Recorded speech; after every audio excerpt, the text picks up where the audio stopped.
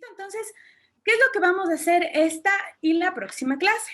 En esta clase, lo que vamos a hacer, y permítame compartir la pantalla, es analizar un campo que es súper importante para la discusión del género. ¿Listo? Como ustedes saben, y como ya les había comentado, vuelvo a repetir algunos elementos ya que vamos ingresando otros compañeros y compañeras del espacio, y es que eh, básicamente mi clase está articulada a la aproximación histórica al género. Y obviamente es fundamental discutir el género desde su aproximación histórica, sobre todo desde dónde surge, ¿ok? Desde dónde surge, ¿ok? Y sin duda alguna, un hito importante histórico son los feminismos en plural.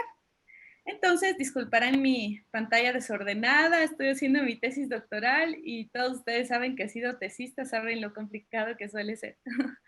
Entonces, miren, desde esta perspectiva, es que entonces en esta primera sesión de clase y la siguiente vamos a abordar la aproximación histórica al género y vamos a partir de estos objetivos, ¿ok? ¿Cuáles son los objetivos sobre todo de esta clase? Analizar qué se entiende por feminismo y sus implicaciones históricas, ¿no? Para eso tenemos una lectura para el día de hoy, ojalá hayan podido leerla, que es súper importante, ¿ok? Y comprender desde esa perspectiva cuáles son los tipos de feminismos, ¿ok? Cuáles son sus relaciones, sus principales contribuciones, sus tensiones, ¿no es cierto? Y sus propuestas de transformación de nuestros contextos latinoamericanos y nuestros contextos educativos, ¿ok? Eso es lo que vamos a hacer en esta y la siguiente clase, ¿ok? Como una introducción a lo que ustedes van a analizar después, que es básicamente el género, ¿no es cierto?, como categoría de análisis, sus discusiones, sus relaciones con otras categorías analíticas y luego cómo ésta se inserta y se discute con fuerza en el campo educativo. ¿Ok? Para empezar entonces nuestra clase, quisiera que veamos un videito. Esto es un videito, no es tan pequeño, pero me parece que es importante y es súper pertinente. Y es sobre el caso Paola Guzmán. ¿Alguien conoce de qué se trata el caso Paola Guzmán? ¿Han escuchado tal vez? ¿Nadie? Sí, de la violación supuesta de un profesor a la estudiante y que fue llevado también a los derechos humanos internacionales y que existe ya, creo, un pronunciamiento también respecto a ello. Exacto, muy bien, querida. Exactamente, ¿no? Este caso es un caso que llegó hacia la Corte Interamericana de Derechos Humanos y se acaba de declarar la responsabilidad del Estado ecuatoriano por la afectación a varios derechos vinculados al campo educativo. ¿Ok? Entonces vamos a conocer rápidamente de qué se trata este caso.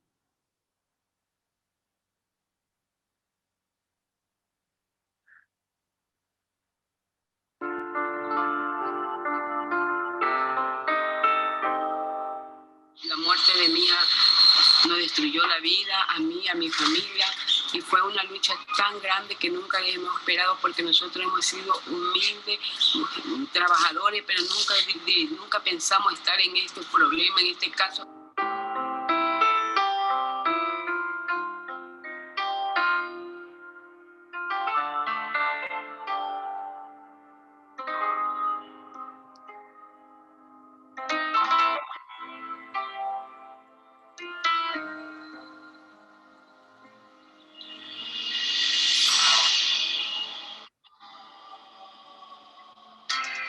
Paola era una niña alegre, que se llevaba con todo, humilde, eso sí, humilde, sencilla. En la casa ella era muy amorosa, tan alegre. Ella me contaba hasta lo que ella hacía en el colegio. Me quedé admirada que quería llevarse a la tumba lo que le había pasado. Tal vez fue amenaza de que me iban a hacer algo a mí para que ella no diga nada. Fue lamentable ese día a las 3 de la tarde. Me llama una alumna, me dice, véngase que Paola tomaba diablillo. Yo la vi a mi hija tirada en una camilla, pero estando el vicerrector sin yo saber nada de lo que había pasado con este hombre, yo cogí a mi hija me dijo, perdóname, mami, perdóname. Entonces ese hombre me dijo, coja, llévela al hospital, estando el médico, estando ellos, las autoridades, no haber llamado a una ambulancia, pero no hicieron nada. no hicieron nada para que mi Paula se salve porque eran 13 de abril, que 11 se había tomado. Era mucho y no se podía salvar. El caso se origina en el 2002, cuando Paola tenía 16 años, estudiante del Colegio Martínez Serrano, un establecimiento público de la ciudad de Guayaquil. El vicerrector del colegio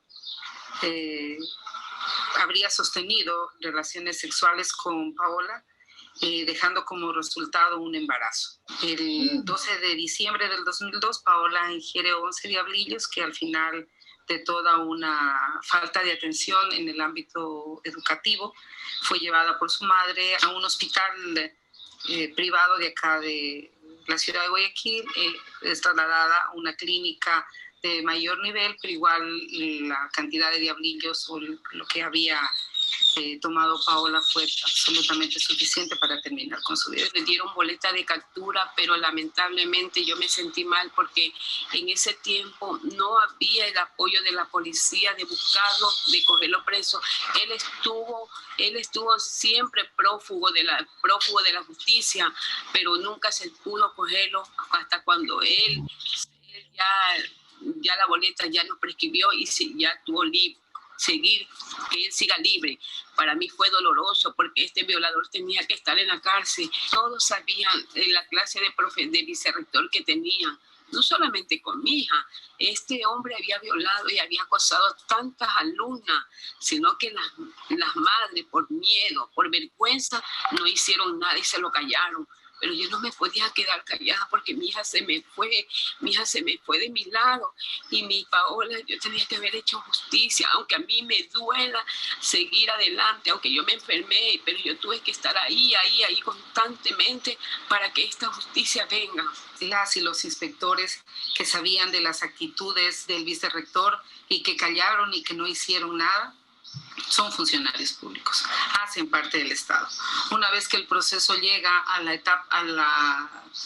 instancia administrativa del Ministerio de Educación, se hizo espíritu de cuerpo y no se lo sancionó por este hecho, sino por abandono de cargo, acciones del Estado. Llega a la instancia judicial, el caso se archiva, no se hace la cadena de custodia, acciones inadecuadas, acciones del Estado que vulneran todos los derechos. Y yo he pedido siempre justicia para mi hija, justicia y para que lo encierren a este violador, acosador.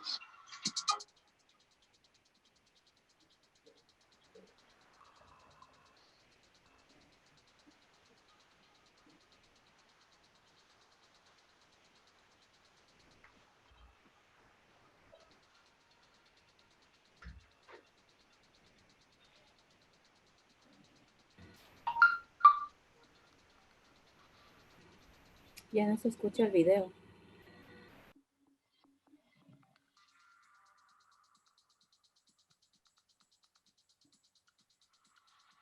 Solo tiene un fondito, pero sobre todo son las recomendaciones.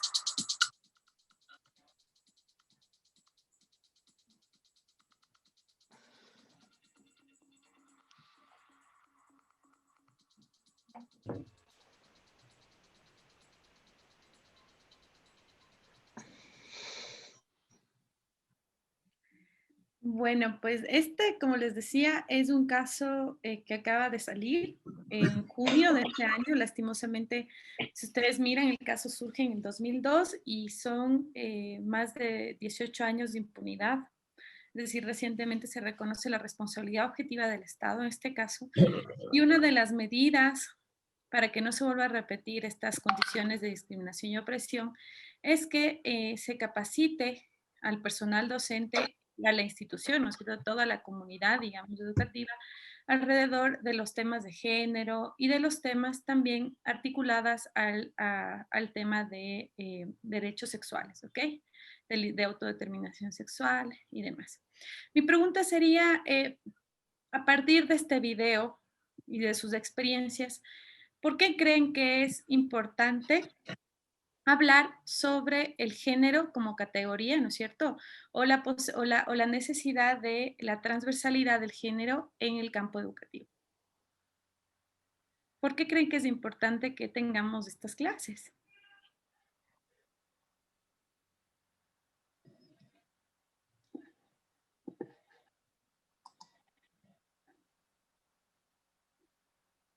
Además, mirando la experiencia, yo. la historia de Paola. Gracias. Hola. Voy a pasar la palabra. Bueno, Joana, sí, sí, ¿me escuchan? Bueno, creo que mi internet está un poquito mal. Buenos días a todos y todas.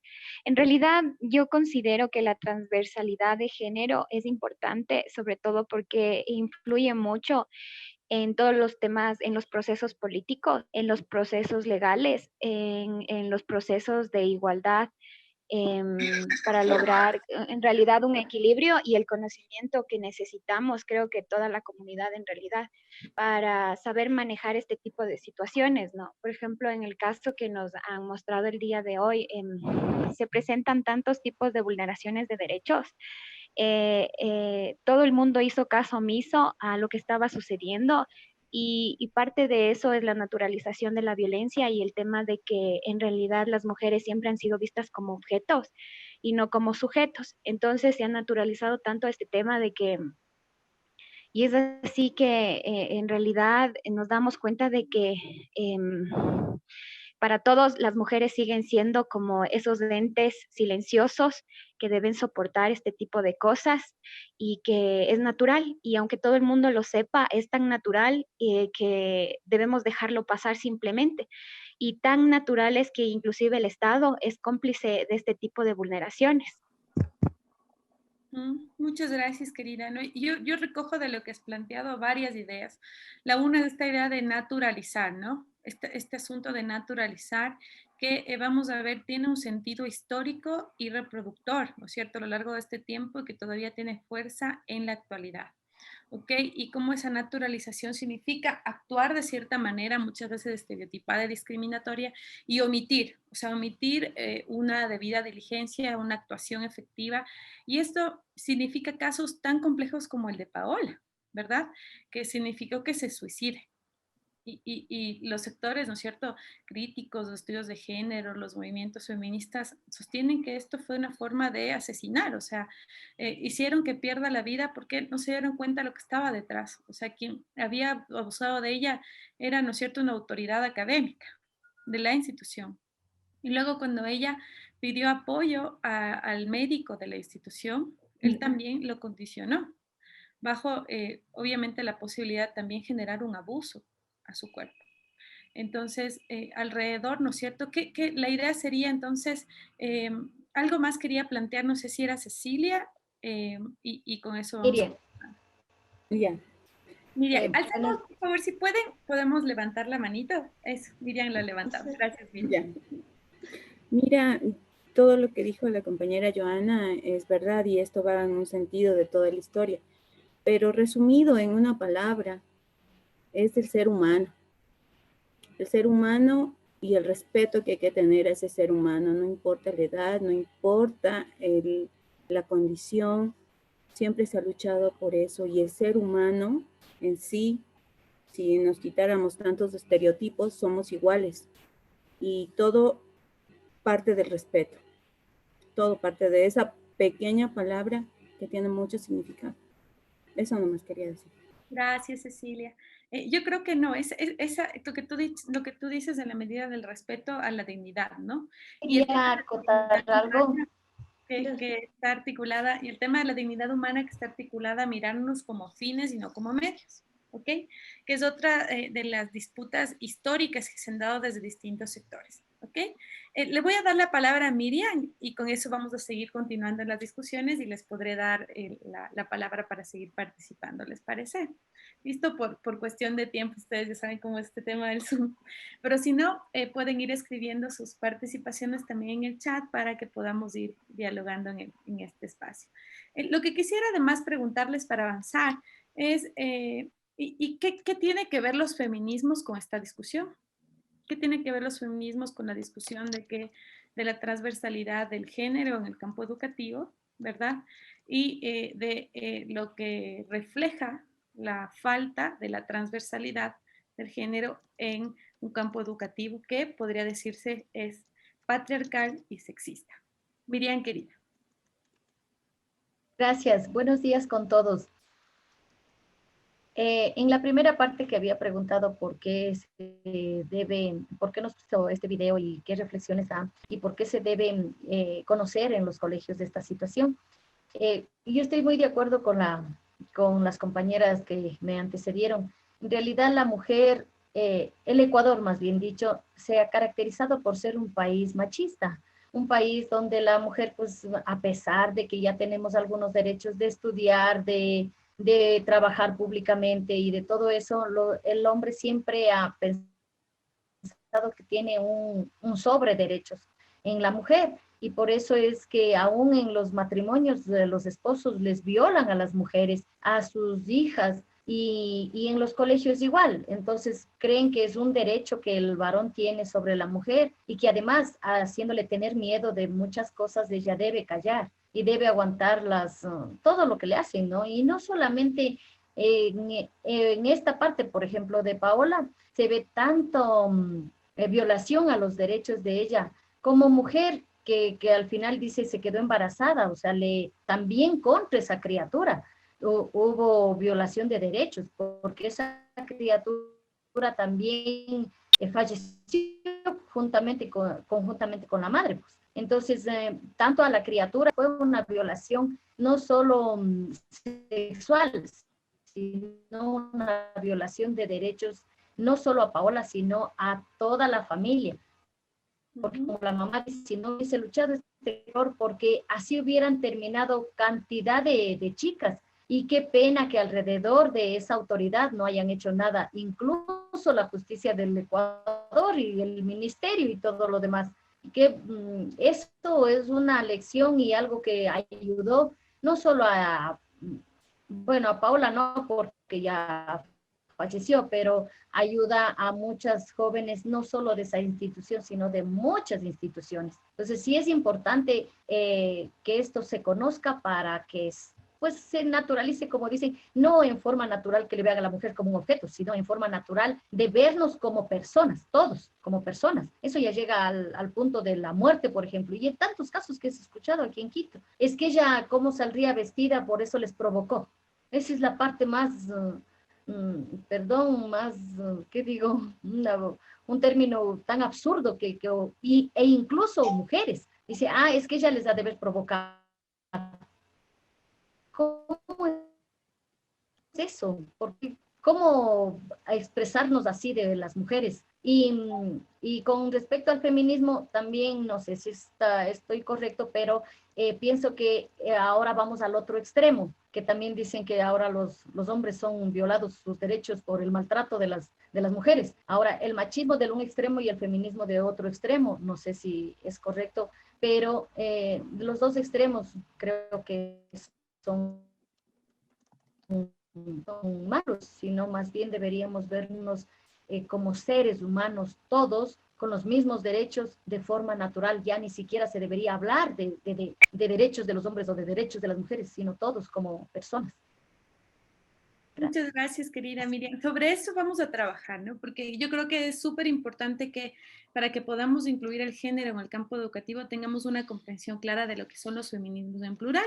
Finalmente, el género como categoría analítica surge de los aportes del feminismo. ¿Ok? Y luego se va alimentando de otras corrientes como las discusiones de las masculinidades, ¿verdad? De las disidencias, de las disidencias, por ejemplo, de las teorías queers y demás. Entonces, por eso es que es un elemento súper importante partir de la discusión también de los feminismos. Creo que Lady estaba pidiendo la mano y mientras le doy la palabra voy compartiendo mi pantalla. Ya, si yo quisiera, me olvidé de preguntar cómo voy diciendo los comentarios que van poniendo los compañeros, si a medida que vamos avanzando el tema o a la finalización de la actividad. Como tú puedes alzar la mano y cuando tengamos unos 3 comentarios, ¿no es cierto? Unos 2 comentarios conforme el tema podríamos ir compartiendo. Ajá. Ya, listo. Muchas gracias. Hay muchos compañeros que siguen comentando. Ya, genial, genial. Me encanta la idea de que compartamos. Finalmente ese es un espacio súper plural, ¿no? Súper plural y la idea es que vayamos generando una toma de conciencia y que vayamos ampliando nuestras miradas sobre estas discusiones, ¿ok? Bueno, entonces la idea de esta parte de la clase es plantear esto, ¿no? ¿Por qué los feminismos son importantes? ¿Por qué, en qué contribuyen a las discusiones posteriores que ustedes van a tener sobre el género y sobre la inclusión del género en el campo educativo? Entonces, para partir de esta discusión, quisiera preguntarles, conforme sus experiencias y conocimientos, ¿qué es el feminismo y qué no es el feminismo? ¿Ok? Entonces pueden levantar la mano o pueden ponerlo también en el chat, como ustedes quieran, para participar. ¿Qué sería el feminismo y qué no sería el feminismo? Vamos entonces, si quieren, a poner, ¿no es cierto?, a sacar una hojita en su cuadernito, y la idea es que lo definan en una sola palabra. Una sola palabra qué es y en una sola palabra qué no es. ¿Ok? Tenemos 30 segunditas para poder incluir, escribir esta palabra y luego con eso puedo construir colectivamente una primera definición. Vamos viendo qué han puesto en el chat tal vez. Podría ser defensa. Perdón, no te escuché.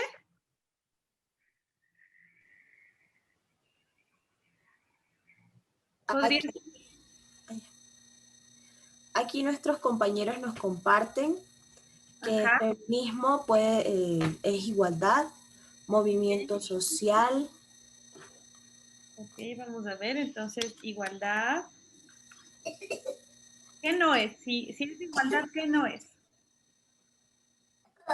Inequidad, desigualdad. Desigualdad, ok. ¿Qué Extremismo. más? No es extremismo. Yo creo que sí es reconocimiento. No es. No, es un reconocimiento. Ya es un reconocimiento. Ok. No es violencia. No es violencia, ok. Es patriarcal. ¿No es patriarcal o es patriarcal? Es patriarcal. ¿Por qué es patriarcal el feminismo? Los otros. Desde el punto de vista del feminismo radical, como está ahí en el documento. Ya. Más bien, pues, ¿Qué les parece? del patriarcado. Tal vez que cuestionen. Nótale que quedan bajo su responsabilidad los otros. Empoderamiento. Podríamos mirarlo también como una respuesta ideológica. Ok, es una ¿Él tiene? respuesta. Claro, cuando sí. Ok, dependiendo las discusiones sobre el feminismo, tiene una mirada, ¿no es cierto?, sobre la realidad, una forma de interpretar también el mundo, ¿ok? ¿Qué más? El respeto. El respeto. Perdón. Yo diría... Aquí sí también. ¿Aló? Sí. Fuerza. Sí, yo diría Sería que fuerza. el feminismo es una búsqueda de equidad e igualdad, de derechos y responsabilidades en la sociedad. O sea, la equidad es tener las mismas oportunidades. ¿Y qué no es el feminismo? No sería victimización de género. Tampoco es una terapia de grupo como para ir y descargar la ira en las calles. No es exhibicionismo. Ok.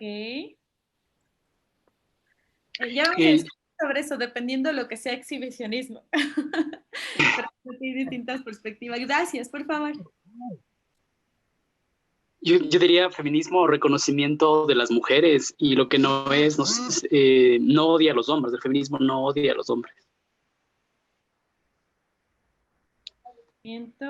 Mujeres no significa odio. El feminismo también sería movimiento social. Sí está. Ok, no lo había puesto, pero sí lo había dicho, movimiento social. Ok, ¿qué más? Un derecho, aquí pone una compañera también. Evelyn Alvarado. De mujeres. Derechos, ¿no es cierto? Una cuestión cultural. Tiene que ver con una cuestión cultural, ¿ajá? También. Miriam Varela nos pone que más que igualdad es equidad porque hay que compensar a quienes históricamente se han vulnerado sus derechos. Ok, muchas gracias. A ver, ¿quién se anima con todos estos elementos tan interesantes a armar una definición de lo que es el feminismo y lo que no es el feminismo?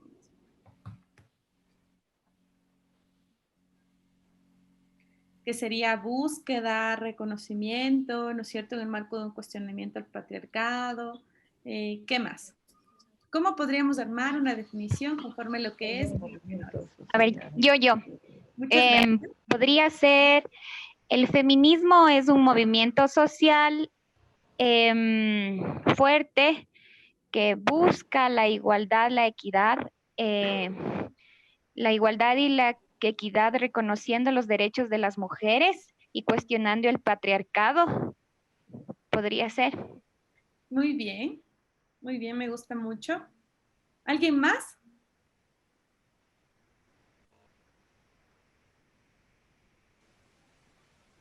¿Alguien más que se anime? Te agradezco. Miriam Reina. Podría ser que el feminismo es la búsqueda de la igualdad y la equidad, reconociendo a la mujer como un sujeto de derecho y respetando su género de mujer, respetando su posición, no vulnerándola. Ok, muchísimas gracias. Muy bien, ¿no? Me parece que aquí se han incluido varias categorías fundamentales que engloban la discusión de lo que sería no solo el feminismo, sino los feminismos en plural, ¿verdad? Y además todo lo que no es el feminismo, ¿ok? El feminismo no lucha por la desigualdad, no es una forma, ¿no es cierto?, de llegar a la superioridad por encima de los hombres, no es una forma de odio a los hombres tampoco, ¿verdad? Obviamente hay distintas formas de actuación a la luz de los contextos particulares y de las luchas particulares que impulsan, pero de ninguna forma lo que se busca es reproducir violencia machista, ¿ok? Entonces, eso es importante para poder avanzar con nuestra discusión. Yo les agradezco mucho por esas contribuciones que nos ayudan a ir tejiendo conocimientos y experiencias a la luz de lo que vamos percibiendo y conociendo de lo que es el feminismo. Y entonces, es importante decir cómo surge el feminismo, ¿no? Y entonces el feminismo surge como una apuesta de lucha contra un sistema patriarcal, ¿ok? Esta idea del cuestionamiento al patriarcado es súper importante. ¿Qué sería el patriarcado? ¿Qué es el patriarcado? Donde gobernaba solamente el hombre. Muchas gracias. Okay. Entonces surge como esta idea del pater familias, que es como el padre, ¿no es cierto?, que representa a la familia. Pero no solo es un tema, digamos, vinculado al campo de lo personal, sino que es una estructura. ¿Okay? Los feminismos evidencian que el patriarcado es una estructura. ¿Qué significa que sea una estructura? Buenos días. Buenos días. David Osmediano les saludo. Bueno, yo creo que el machismo, el patriarcado en este caso viene a ser una forma quizá política. Bueno, no viene a ser. A mi punto de vista, el patriarcado desapareció ya hace muchos años. Y creo que más bien porque cuando se originó el patriarcado fue originado como una forma de gobierno, donde la autoridad era el hombre. Eso es desde mi punto de vista el patriarcado. Entonces, no creo que actualmente exista en sí el patriarcado como empezó, ¿no? Como empezó con su forma, con sus orígenes. Creo que ahora se viene tergiversando y ahora se lo ve desde un punto de vista de que es algo malo. Ok. Al hablar de estructura, me parece sería interesante mirarlo desde la postura brodeliana, de mirarlo esto desde que subyace desde una perspectiva construida históricamente y que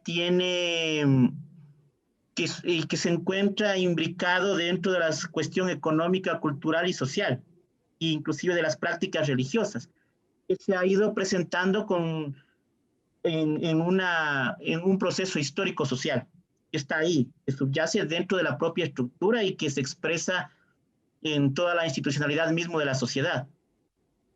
Muchas gracias, muchas gracias. Muy interesante lo que sostienen, ¿no? Porque uno de los elementos fundamentales del género es comprender cómo se expresa el patriarcado. Y entonces el patriarcado tiene sus distintas estrategias, ¿no es cierto?, de modificación conforme a los tiempos, pero eso no significa que se elimine. Es como cualquier otro sistema, como el capitalismo, ¿no? En algunas décadas atrás decíamos, por ejemplo, que el capitalismo estaba muriendo, pero lo que estaba pasando es que se estaba modificando, ¿no es cierto?, sus estrategias y las dimensiones de acción a la luz de un contexto particular. Entonces, yo les agradezco mucho porque esta idea de mirar el patriarcado, ¿no es cierto?, como una, digamos, si quieren decirlo, como una expresión de una forma de construcción del Estado, ha significado que se instituya como estructura. Y ahí recojo lo que acaba de plantear, en este caso, nuestro compañero, en la idea de que es una estructura, ¿no es cierto?, en el sentido de que se expresa en toda la institucionalidad y en las dimensiones políticas, culturales, económicas, sociales, donde se van germinando los sistemas de organización social y las relaciones sociales. ¿Ok? Entonces, los feminismos lo que hacen es decir, hay un sistema, ¿no es cierto?, que es el patriarcal. Y es un sistema de organización social, político, económico, cultural, ¿verdad?, que se ha sostenido. ¿Y cómo se ha sostenido? Se ha sostenido históricamente, ¿verdad?, condicionando, disciplinando los cuerpos, ¿verdad?, las formas de ser y estar de las mujeres y de todo lo que se entiende como femenino en el mundo, en un tiempo y un espacio específico. ¿Okay? Este tema del tiempo y del espacio específico es súper importante para comprender la incidencia del patriarcado, porque no es lo mismo, ¿verdad?, lo que pasa, ¿no es cierto?, en las relaciones asimétricas de poder entre los géneros en América Latina que, por ejemplo, en los países árabes, ¿ok? O las condiciones de brechas que se dan, que se dieron hace 3 siglos, de las que se dan ahora. Algunas todavía se sostienen, ¿okay?, y otras se van modificando conforme a los contextos. Y entonces el feminismo lo que dice es un sistema, ¿ok? Y entonces, ¿qué es lo que ha pasado históricamente? Sí, por eso no es odio a los hombres, es comprender desde otra forma de rehacer, deshacer y escribir la historia, cómo las mujeres, ¿no es cierto?, han vivido formas de opresión y cómo también se convierten en agentes de lucha histórica para visibilizar las brechas, las opresiones y construir escenarios distintos, equitativos, como dicen ustedes, ¿no es cierto?, que luchen por la dignidad de las personas. ¿Ok? Y entonces lo que dicen esto es importante. ¿Qué está detrás, ¿no es cierto?, del hecho de haber utilizado nuestros cuerpos, nuestras vidas, imponernos roles, imponernos formas de ser, comportamientos? Ha sido privilegiar. ¿Y a quiénes se les ha privilegiado? ¿Quiénes suelen también sostener muchas veces el patriarcado en el marco de sus privilegios? Pues los hombres. ¿Ok? ¿Y qué tipo de hombres? Los hombres masculinos hegemónicos. ¿Ok? Y ustedes luego ya van a mirar estas aproximaciones a las discusiones del género para mirar, por ejemplo, cómo a la luz de lo que es el feminismo se han dado los estudios de las masculinidades y que nos llevan a comprender que los hombres tienen que convertirse en hombres. ¿Ok? ¿Y cómo se tienen que convertir en hombres? También bajo el cumplimiento de ciertos criterios, roles y comportamientos, donde el campo educativo cumple un papel fundamental, ¿verdad? Ya lo decíamos en la primera parte de cómo la familia, por ejemplo, es un núcleo donde se reproducen roles, comportamientos, de donde también las mujeres hemos cumplido un papel en ese ejercicio, porque finalmente las mujeres hemos estado condenadas al espacio privado, pero luego cómo la educación formal se convierte en un agente de socialización de lo mismo. ¿Okay? Y eso vamos a desarrollarlo el día de hoy y el día de mañana. ¿Ok? Bueno, entonces los feminismos parten del cuestionamiento de la existencia de un patriarcado, intentan desmantelar sus formas, ¿verdad?, para construir escenarios más equitativos. Y entonces los feminismos tienen 3 componentes fundamentales. Se entienden como campo teórico. ¿Por qué campo teórico? Porque al igual que las otras dimensiones epistemológicas, ¿no es cierto?, están presentes en todas las formas de conocimiento, ¿ok? Entonces, se han desarrollado metodologías feministas, hay una investigación feminista, hay epistemologías feministas, todas estas para disputar la dimensión, ¿no es cierto?, de los conceptos, de la forma de comprender la realidad a través de los conceptos y las teorías, ¿verdad? Y entonces, ¿por qué? Porque uno de los cuestionamientos fuertes y que tiene una incidencia fuerte en el campo educativo es que muchas veces el paradigma del positivismo, ¿no es cierto?, lo que ha hecho es obviar las experiencias de las mujeres y de todo lo que se entiende como femenino en la producción del conocimiento. Y muchas veces en el campo educativo formal lo que hacemos es reproducir ese campo epistemológico que es dominante. Entonces, la idea de que los feminismos sea campo teórico significa eso, que discutamos ideas, teorías, conceptos para desmantelar el patriarcado y visibilizar escenarios alternativos de transformación. Es un movimiento social y político. ¿Por qué? Porque está en las calles, en la organización social, para luchar contra las formas de opresión y para visibilizar, ¿verdad?, cómo hemos sido discriminadas históricamente y cómo, a pesar, ¿no es cierto?, de que se dice que estamos en un contexto actual, distinto, todavía hay formas de violencia como la que vivió Paola, ¿ok?, donde detrás hay imaginarios de estereotipos construidos. Y es filosofía de vida. ¿Y por qué creen que el feminismo también es filosofía de vida? ¿Por qué será también el feminismo filosofía de vida? Perdón, buenos días, soy Jenny Villasís, porque pienso que desde pequeños, en nuestros tiempos, los mismos padres, la madre y el padre nos criaban de esa manera, que el hombre es la cabeza, que al hombre hay que obedecer las reglas, la mujer tiene que estar siempre bajo bajo la tutela del esposo del hombre. Entonces eso viene de la parte, pienso yo, ¿no?, de la parte social, del rol que nos llevaron a nuestra mente todo el tiempo.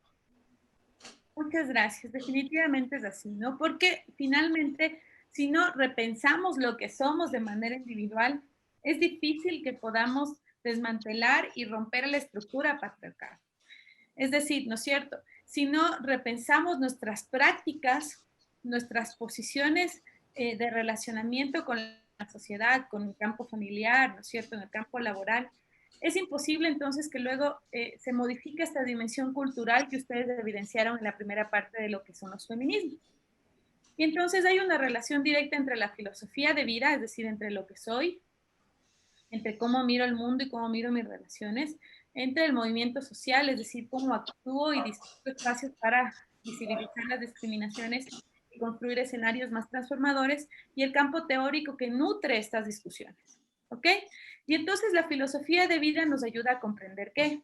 Nos ayuda a comprender que muchas veces, ¿no es cierto?, estamos en posiciones de privilegio frente a otras personas. Muchas veces lo que hacemos es reproducir roles, reproducir estereotipos, que es lo que trabajaron la clase anterior, esta idea de las diferencias, cómo procesamos las diferencias y cómo provocamos que esas diferencias se convierten en desigualdades y en formas, en actos cotidianos de sostener el patriarcado, ¿ok? Cuando, por ejemplo, no democratizo las tareas de cuidado en la casa, cuando en el campo educativo, por ejemplo, reproduzco roles conminando que la gente tiene que vestirse de cierta forma, a comportarse de cierta manera, ¿verdad? En el marco de lo que a veces decimos como la decencia. Entonces, cómo eso suele vulnerar los elementos articulados a la identidad en el marco de la autodeterminación de lo que somos, ¿ok? Entonces, todo esto tiene que ver con el campo de la filosofía de vida. Entonces, si el feminismo lucha contra el patriarcado y el patriarcado es opresión, el feminismo lo que hace es luchar contra la desigualdad y luchar por la idea de mirarnos como sujetas de dignidad, como sujetas plenas. Por lo tanto, el feminismo no es el machismo al revés, ¿sí? Porque el machismo, en cambio, son las prácticas cotidianas que lo que hacen es exacerbar, digamos, la superioridad, ¿no es cierto?, de unas frente a otras. El feminismo lo que lucha más bien es por la equidad, por la dignidad de lo que somos, ¿verdad? Y por eliminar estas estructuras que están en lo que somos, que están en nuestras relaciones sociales y que también están en las instituciones sociales, entre ellas del campo educativo. ¿Ok? Desde esa perspectiva... Elsa, una pregunta, por favor. Claro. Si es que nosotros decimos que el machismo es, o sea, digamos en asunto de términos, ¿no? De terminología. Si es que nosotros decimos que el machismo es extremo, ¿no? La predominancia de lo que es esta energía masculina. Y el feminismo, o sea, ya en cuestión de concepto, busca la equidad. Ahora se están dando también movimientos que son, digamos, de una especie de feminismo extremo también, que es estilo machismo. ¿No debería acaso tener otro nombre o cómo se les reconoce a estos nuevos grupos que también están emergiendo? Vamos a mirar para discutir qué se entiende por extremo, ¿ya? Porque hay distintas formas de comprender las discusiones sobre el patriarcado. El machismo no es un cuestionamiento en sí mismo a esa posición masculina, sino la masculinidad hegemónica, que es lo que hace con las prácticas cotidianas de sostener el patriarcado, ¿okay? Que es una estructura que lo que hace es reproducir privilegios por encima de nuestros hombros y por encima de nuestra propia dignidad. ¿Ok? Entonces, dependiendo de lo que se entienda como radical, ¿ok? Porque muchas veces son acciones más bien de lucha de muchas mujeres. Por ejemplo, el hecho de que las mujeres salgan con la parte de arriba, ¿no es cierto?, desnudo. Eso se puede mirar como radical o no, como exhibista o no, ¿verdad? Pero detrás hay discusiones súper interesantes a la luz de la autodeterminación de sus cuerpos, por ejemplo, y de cómo el hecho de vivir cotidianamente formas de violencia, formas de extremas, en las cuales hay mujeres, ¿no es cierto?, estadísticamente, que son asesinadas a diario, y asesinadas de cierta manera, ¿no es cierto?, luego estranguladas, cortadas en partes, botadas a los basureros. Por ejemplo, yo les invitaría a que ustedes entren ahora a Google y pongan violencia y van a mirar cómo hay tantas historias de violencia de mujeres. Yo suelo dar estas clases de género en algunas maestrías de aquí de la Universidad Andina y hacemos este ejercicio en la clase de violencia de género para mirar cómo hay estas historias atrás del tema de violencia y entonces por qué realmente surgen estas discusiones a la luz de ciertas prácticas de lucha que tienen los feminismos, ¿ok? Entonces, que algunas pueden plantearlos como radical, pero que tiene sentido también en esta forma de evidenciar que las mujeres estamos muriendo todos los días, que sobre todo las mujeres trans mueren con más fuerza, ¿ok? Y que se les mira como objetos donde el Estado no actúa de manera eficiente, donde el Estado más bien genera impunidad, ¿ok? Y entonces, ¿cómo lo que está pasando, ¿no es cierto?, ahora, digamos, en una provincia o en otra, nos puede pasar el día de mañana a cualquiera de nosotras. ¿Ok? Entonces, nos puede pasar a cualquiera de nosotras del día de mañana. Y entonces, más bien, estos feminismos, ¿no es cierto?, obviamente con todas los posibles errores o discusiones alrededor, en toda la polémica que giran, ¿no es cierto?, lo que hacen es visibilizar realidades que muchas veces son obviadas por los medios de comunicación, que son obviadas por el gobierno. Hace unas décadas atrás no se incluía el género para hacer las investigaciones sobre los índices de pobreza, sobre los índices de violencia. O sea, había una sobregeneralización y una insensibilidad al género tan fuerte porque al Estado no le interesaba. Y por eso es que ustedes miran ahora el caso Paola Guzmán, que una de las medidas que tiene que cumplir el Estado ecuatoriano es tener por lo menos datos estadísticos sobre la violencia sexual que viven las niñas en el sistema educativo, ¿ok? Porque ni siquiera sobre eso hay datos claros y eso visibiliza que no hay voluntad política, ¿verdad?, de quienes están a cargo para visibilizar y tomar medidas sobre esa realidad, ¿ok? Yo, por ejemplo, tengo una hija pequeña y realmente uno tiene miedo de que le pueda pasar. Entonces, pero más allá de que tengan una nena chiquita, la idea es que nosotros podamos comprender que podemos hacer algo para replantear esta realidad. ¿Ok? Vamos súper rápido, y es que si el feminismo es un campo teórico, una filosofía de vida y un movimiento social, la pregunta sería, ¿cómo surge para entonces comprender sus distintos espacios de disputa? ¿Okay? Y aquí vamos a comprender con mayor profundidad esta idea del feminismo en plural. Y entonces ustedes tenían un texto para el día de hoy, ¿no es cierto? ¿Qué les pareció el texto? ¿Quiénes pudieron leerlo? ¿Qué es lo que más le llamó la atención?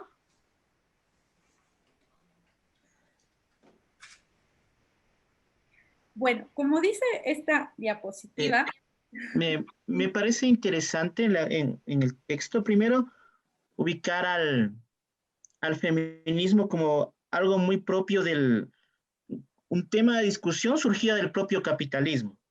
Y hacer esta distinción aquí entre los feminismos nacidos desde las corrientes liberales y estos feminismos nacidos también desde las corrientes socialistas. Me parece que esa distinción es bastante importante porque nos permite no ser anacrónicos y comenzar a juzgar con los ojos de hoy el pasado y aspirar que el Estado colonial, ¿por qué no reivindicó a las mujeres? Hay que ponerlo en su puesto.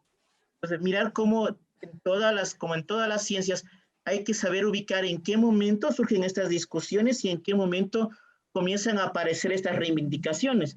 Yo creo que el siglo XX es el siglo de la mujer en ese contexto, en el siglo de la lucha y de sus reivindicaciones, y que me parece que la cuestión clave es no ser anacrónicos, juzgar el pasado con los ojos del presente.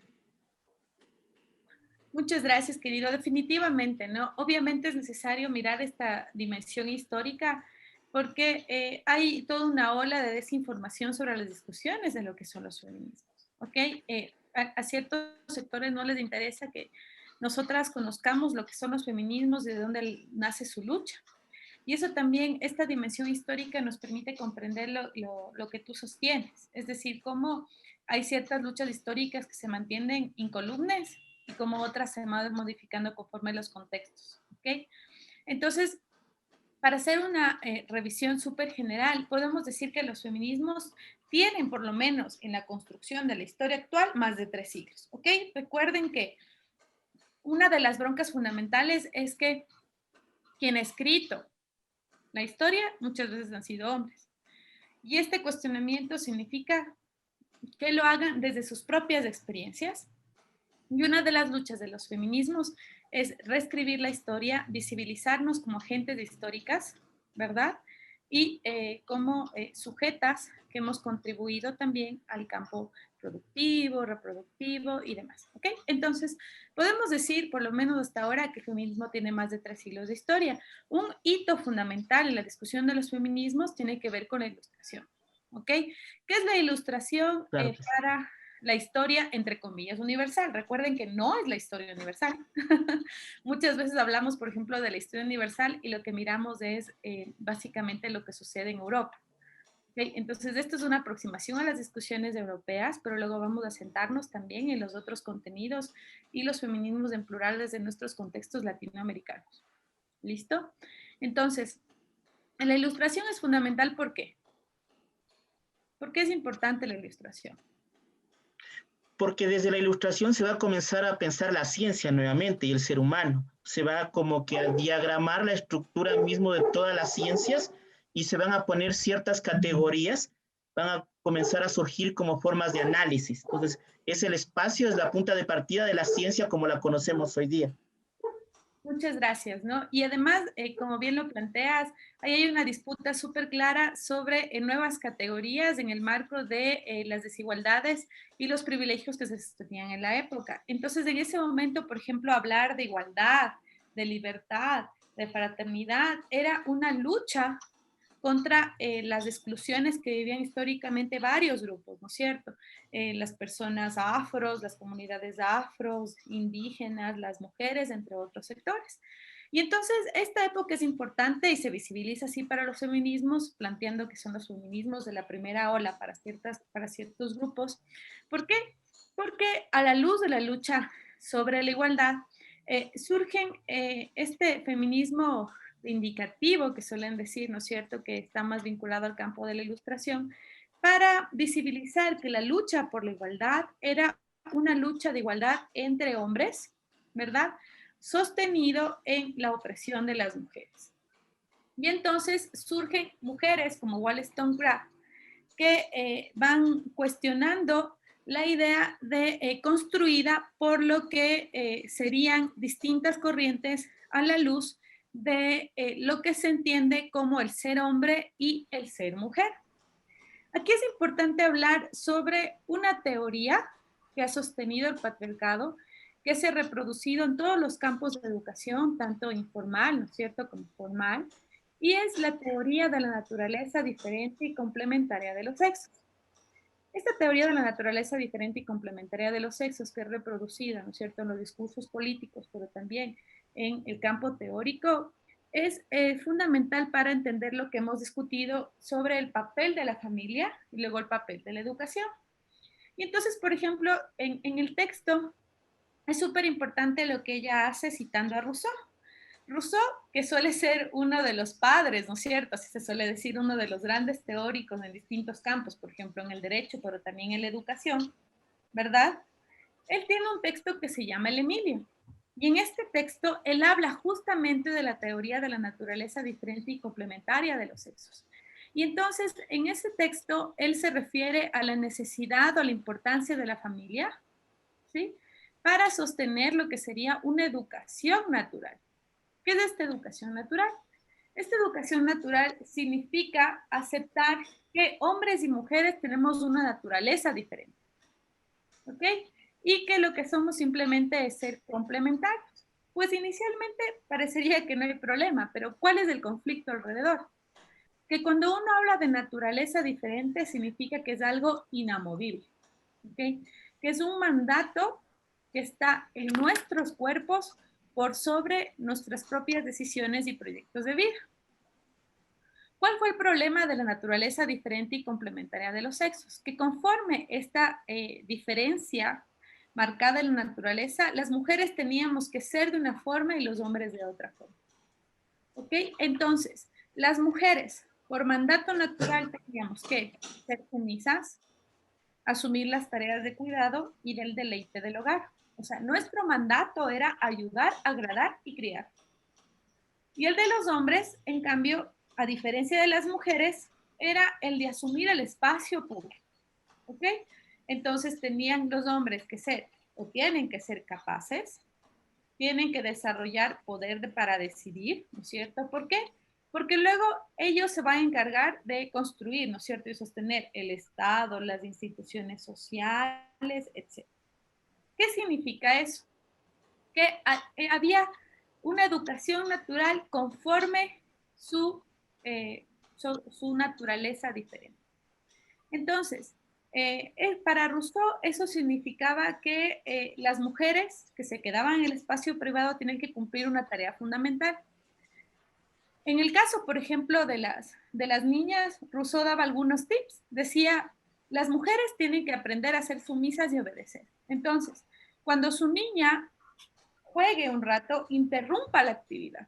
Tiene que interrumpir la actividad porque ella tiene que aprender que tiene que obedecer más allá de sus necesidades y satisfacciones. A diferencia del hombre que tiene que salir a la calle, que tiene que jugar porque tiene que ser capaz, tiene que experimentar un mundo que finalmente le pertenece, un mundo masculino hegemónico. ¿Ok? Entonces, ¿qué significaba esto? Por ejemplo, Rousseau, por ejemplo, en su texto inclusive dice que la violencia es legítima porque las mujeres son tercas y las mujeres no aceptan que detrás de esto hay un mandato que es inamovible. ¿Ok? ¿Qué implicaciones tenía eso ya en el campo de la construcción del Estado, del acceso a los derechos y demás? Eso significaba, por ejemplo, que obviamente las mujeres no sean sujetas de derechos. O sea, ellas pertenecen al espacio privado y tienen que cumplir con esa labor. Por lo tanto, ¿cuál es el sujeto del espacio público? ¿Cuál es el sujeto de derechos? El hombre. ¿No es cierto? Y entonces aquí Wollstonecraft, nuevamente cuestionando a todas estas teorías, lo que plantea es que es necesario acceder a ciertas categorías que nos den la posibilidad del ejercicio de derechos. Y entre ellas, la categoría de la ciudadanía. ¿Ok? Y claro, obviamente, estas teorías lo que sostenían es que de ninguna manera podían acceder a la categoría de la ciudadanía porque por su naturaleza diferente eran más emocionales. ¿Ok? y no eran capaces de sostener esta categoría de ciudadanía. Entonces sería un peligro para la humanidad darles la posibilidad de ser ciudadanas y a su vez, ¿no es cierto?, que ejerzan varios derechos. Y por eso es que surgen estas dimensiones que tienen un carácter estructural. A la luz de todas estas discusiones van surgiendo distintos instrumentos internacionales, ¿verdad?, que dan las pautas del ejercicio de derechos, entre ellos la Declaración de los Derechos del Hombre y del Ciudadano, en 1789, ¿verdad? Y a la par surgen distintas prácticas de lucha, de cuestionamiento. ¿Por qué? Porque finalmente, ¿quién era el sujeto de derechos, ¿no es cierto?, la persona que tenía derechos, que era ciudadano, a la luz de la Declaración de los Derechos del Hombre y del Ciudadano. ¿Quiénes tenían beneficios a la luz de esta declaración? El clero, ¿verdad? ¿Quién más? La milicia. Ok. La monarquía y el tercer estado. ¿Okay? ¿Y quiénes conformaban el tercer estado? Los hombres con ciertos recursos económicos, ¿no es cierto? Con ciertas características. Entonces, ¿quiénes quedaban por fuera? Todas aquellas personas que no cumplían con estos criterios. Entonces, los hombres, ¿no es cierto?, que eran esclavos, que eran empobrecidos, toda la mitad de la población, digámoslo así, que eran las mujeres, ninguna accedía a este espacio, y por eso es que surgen iniciativas como la de Olimpe, que era la Declaración de los Derechos de la Mujer y la Ciudadana, como una forma de respuesta a esta norma que es androcéntrica. ¿Qué significó para Olimpe generar esta práctica, ¿no es cierto?, de resistencia, que sea guillotinada? ¿Ok? Entonces, es un proceso que a breves rasgos es importante porque visibiliza las luchas sobre el feminismo como campo teórico, como organización social. ¿Ok? Digamos que para ir súper rápido en la aproximación histórica de los feminismos, nos encontramos en el siglo XIX, ¿no? Y es de aquí donde va a surgir lo que algunas plantean como segunda ola, otras como primera ola. Hay distintas corrientes y discusiones alrededor. Y aquí surgen hitos súper importantes, ¿no? Tenemos, por ejemplo, a la luz de estas discusiones, el tema de la revolución industrial, ¿no es cierto? Y demás, que va trabajando como le había dicho, no recuerdo tu nombre, como le había planteado uno de sus compañeros, estas discusiones sobre cómo podemos mirar los pactos y las relaciones entre el patriarcado con otros sistemas de dominación, entre ellos del capitalismo. Y entonces surge una época súper importante donde las mujeres comienzan a incorporarse al campo laboral. ¿Okay?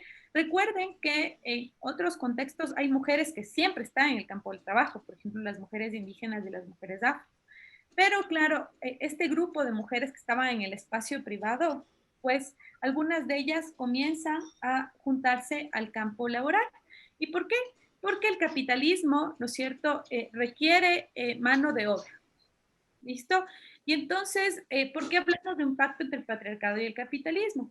Porque conforme el contexto histórico, el capitalismo, ¿no es cierto?, en el marco de las construcciones discursivas de la naturaleza diferente y complementaria de los sexos, visibiliza que las mujeres, ¿no es cierto?, las mujeres podrían asumir otorgar una mano de obra que primero es sumisa por toda esta construcción de la naturaleza diferente, y luego precarizada, justificada, obviamente, en la idea de que es una dádiva que las mujeres trabajen en el espacio público.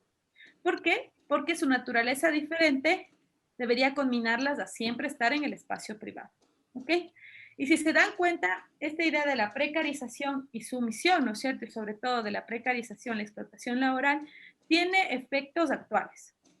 O sea, hasta la actualidad, no hemos logrado tener equidad salarial, realizando el mismo trabajo con las mismas horas, en la misma jornada, etc. Por ejemplo, un dato importante conforme a la pandemia es que alrededor del 60% del personal de salud, entre enfermeras y médicas, son mujeres. Pero la brecha salarial en el campo solo de la salud es alrededor del 30%. ¿Ok? Entonces, estos hitos, ¿no es cierto?, que son importantes comprenderlos, y saber que siguen teniendo implicaciones actuales. Ahora bien, ¿qué es lo que pasa, no? Un grupo de mujeres ingresa al campo laboral y otras, las mujeres burguesas que tenían mejores condiciones económicas, se quedan aún más recluidas en el campo privado como muestra de estatus ¿de quién? Del hombre, ¿verdad? Porque es el representante en el espacio público, el representante de la familia, ¿verdad? Y eso le da estatus social. A la luz de estas y otras discusiones, a la par, el feminismo como movimiento social va tomando cierta fuerza. Y tiene un hito fundamental en 1848 en la Declaración de los Sentimientos de Second-Foy. ¿Cómo surge esto? Surge porque había mujeres que querían juntarse para luchar por la abolición de la esclavitud.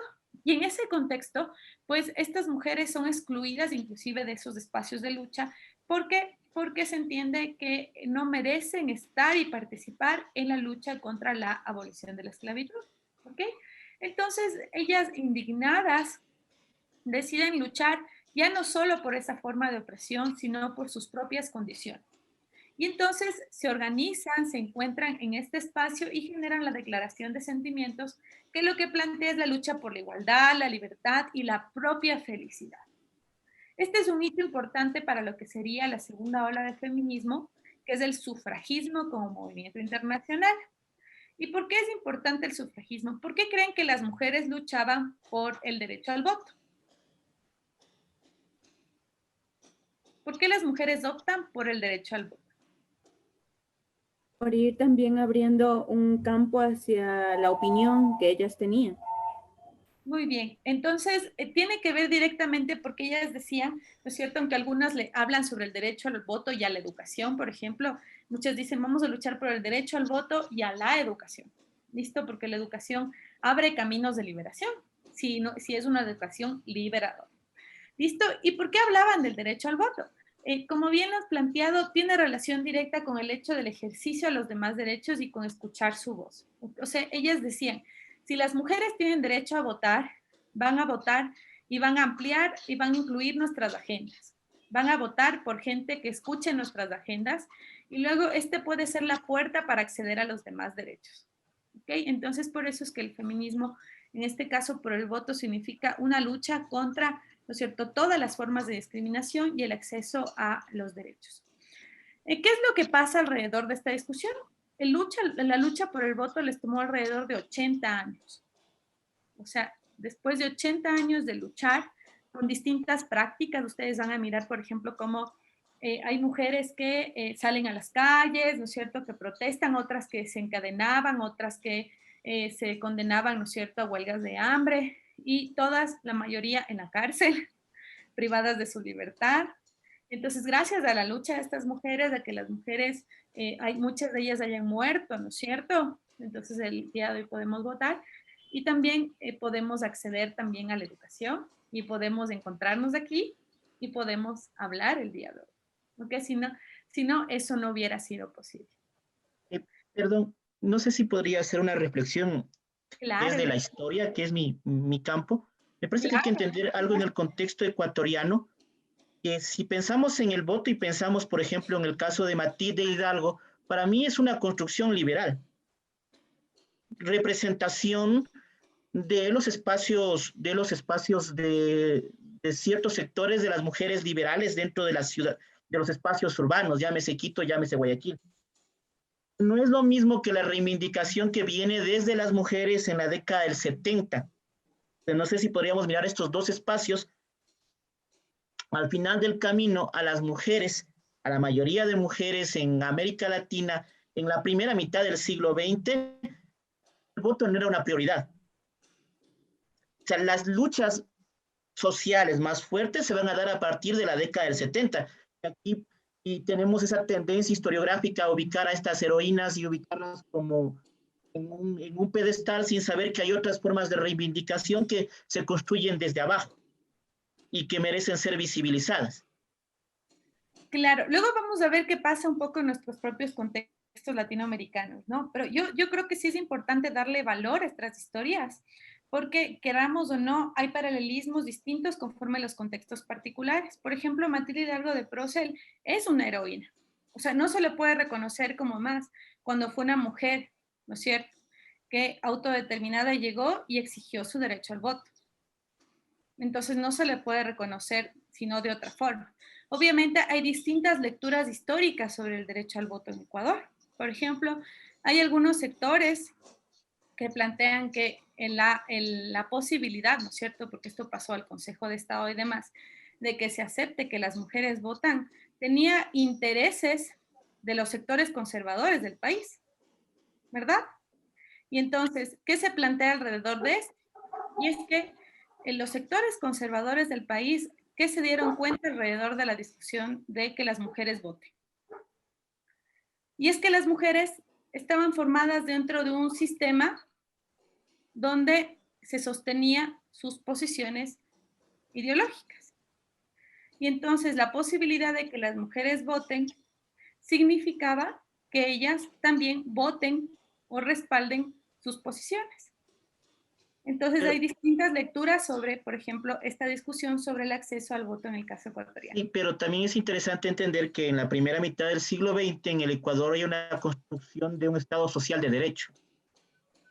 Y mirado desde la misma lectura que tú hiciste al inicio, desde el desarrollo de la ciudadanía, para un Estado moderno, para un Estado liberal, resultaba también conveniente una forma de progreso, una forma de desarrollo, comenzar a insertar estas cuestiones como el voto a las mujeres. De acuerdo, de acuerdo. Hay distintas lecturas sobre esta misma discusión, por ejemplo. Lo que yo creo es que es importante hacer este ejercicio de matiz y también comprender que no fue una dádiva, ¿no? Sino que tiene que ver con una lucha histórica. O sea, y con la lucha histórica de 1, 2, 10 o 20 mujeres alrededor de la posibilidad del acceso a este tipo de derechos y a otros, ¿no? Y a otros que tienen todavía una disputa. O sea, en la actualidad todavía hay disputa al ejercicio de varios derechos. ¿Ok? En tal caso, luego podemos irnos asentando en nuestros propios contextos, sobre todo, por ejemplo, en el caso del derecho a la educación, que también hay como disputas interesantes a la luz del acceso de los derechos de las mujeres y también del ejercicio de sexualización de la educación. ¿Ok? Entonces, ¿qué se entendería, por ejemplo, sobre este ejercicio de sexualización de la educación? ¿Qué sería la sexualización de la educación?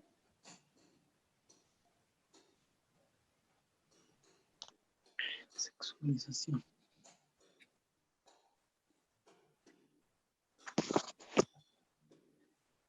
Tal vez que las instituciones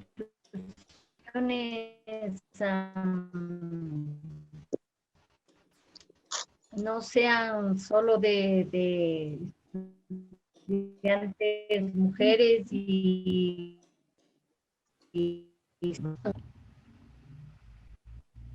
Ok, creo que está un poquito mal en internet, pero el ejercicio de sexualización de la educación tiene relación con esta teoría de la naturaleza diferente y complementaria de los sexos y que luego se traspasa a la educación formal, ¿ok? Y entonces, aquí es importante estas discusiones sobre el acceso a la educación. Recuerde que estamos haciendo una mirada súper general. Obviamente aquí hay contextos específicos y particulares y en eso le agradezco mucho a Sergio por afinar estos elementos. Obviamente esto nos ayuda simplemente a mirar algunos hitos, elementos, discusiones que se van, digamos, replanteando, reconsiderando en el marco de nuestros contextos, ¿ok? Y entonces, a la par de la lucha por el voto, también hay luchas y discusiones por el acceso a la educación, ¿ok? Y esta idea del acceso a la educación significa entonces que las mujeres no solo se queden en casa, sino que también accedan a educación formal. ¿Qué pasa con esto? Y es que algunas mujeres comienzan a acceder a la educación, ¿no? Algunas de educación básica, media y hasta universitaria, siempre en el marco de sus propios privilegios. O sea, si tiene ciertos recursos económicos y demás, algunas comienzan a acceder en Europa. Pero la mayoría comienza a acceder a una educación básica. ¿Y por qué una educación básica? Porque si las mujeres querían educar a sus hijos, hombres, para que estén en el espacio público, entonces estas mujeres deberían aprender algunos elementos para potenciar sus competencias. Entonces las mujeres al interior de las familias comienzan a aprender lectura, escritura y cálculo, ¿cierto? Leer, tienen que aprender lectura para enseñar a sus hijos a leer. escritura para enseñar a sus hijos a escribir y cálculo para este fondo mínimo que se suele tener dentro del espacio familiar. En el caso de las mujeres fuera de la vida matrimonial, porque finalmente hay mujeres que quedan por fuera de la vida matrimonial y esta idea de quedar por fuera de la vida matrimonial significaba, por ejemplo, que estas mujeres lastimosamente se les fue el tren, como se suele decir. Entonces ellas, si bien acceden a la educación, es una educación sexualizada, articulada nuevamente a sus roles de género, ¿sí? Y roles de cuidado. Entonces, comienzan a acceder a educación y es que, ¿no es cierto? Si dentro tenían que enseñar a sus hijos y educar a sus hijos, ¿verdad? Potenciar sus capacidades por fuera, son institutrices. Y obviamente de roles de cuidado porque si adentro de su casa cuidaban a sus hijos, ¿no es cierto? Cuando se golpeaban, caían por fuera, se convierten en enfermeras. Y si bien estas condiciones han cambiado, ven que las brechas a la luz de este ejercicio de la sexualización de ciertas funciones se han modificado, todavía miramos que, por ejemplo, hay más enfermeras mujeres que hombres. O sea, todavía muchas veces se entiende el campo de la enfermería como un campo feminizado, ¿ok? Como un campo feminizado. ¿Qué pasa en el caso ecuatoriano en el marco de este acceso a la educación? ¿Cómo se da el acceso a la educación de las mujeres? Te comento, yo estoy estudiando el caso del Colegio 24 de Mayo. Chéveras. Y el caso del Colegio 24 de Mayo, construido en la década de los finales de los 20, inicio de los 30, cuando tú miras los informes del Ministerio de Educación, está bajo la categoría de educación especial. Y tú miras el currículo que tienen ellas y tienen esta cuestión de asignaturas hechas para la administración del hogar. Para administrar el hogar, una normalización increíble de manualidades vinculado a todas las cuestiones del hogar. Si tú miras, por ejemplo, en extensión universitaria, lo que estaba planteando la misma Universidad Central en el mismo periodo para las mujeres, es lo mismo, mecanografía, corte y confección, o sea, el sistema educativo está planteado a nivel secundario y a nivel superior de esa perspectiva. Pero si tú miras, por ejemplo, en el caso de educación primaria, es interesante que con la revolución liberal, rápidamente la cantidad de, a pesar de ser pocas escuelas, rápidamente la cantidad de hombres y de mujeres viene a ser casi igual.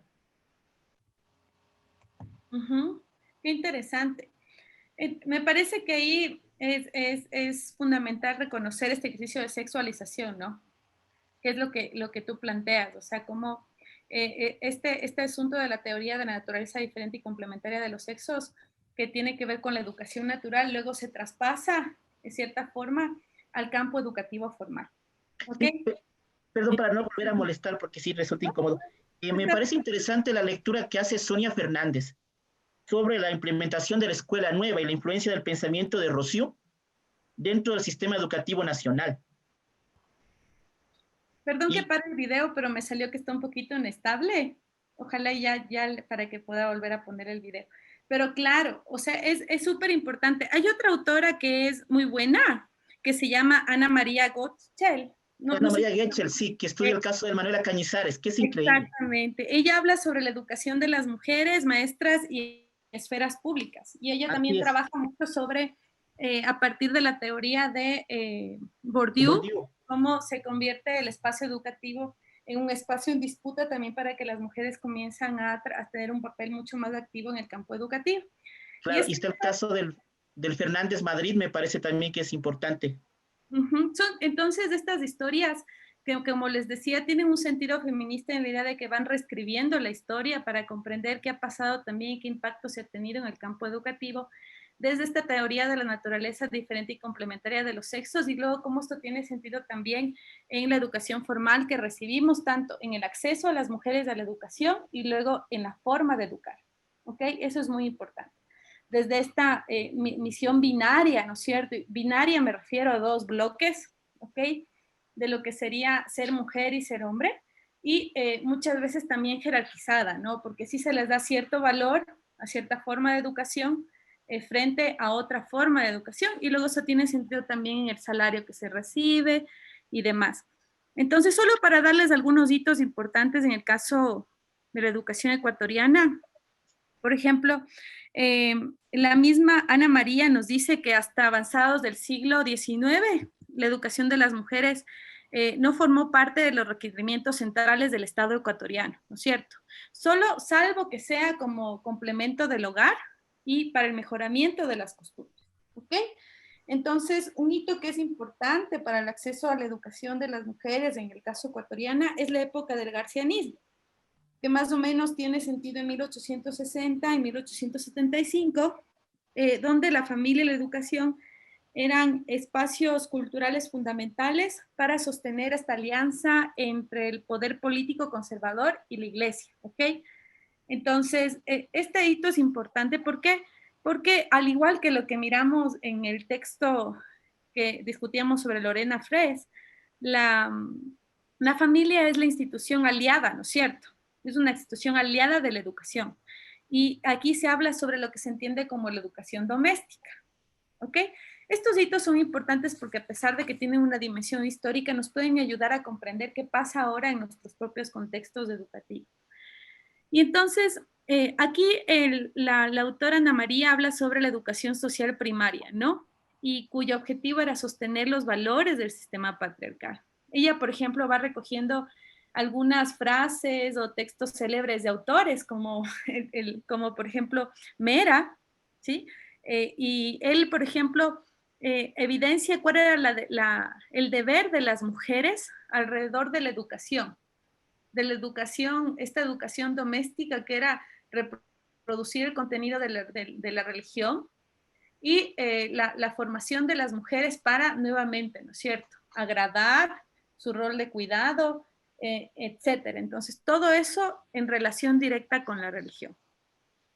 Frente a eso, entonces, claro, en la educación formal hay algunos hitos importantes. Por ejemplo, García Moreno comienza a establecer algunas instituciones de enseñanza, ¿no es cierto? Y plantea que obviamente esas instituciones de enseñanza tenían que observar la religión del Estado, que era la religión católica, ¿ok?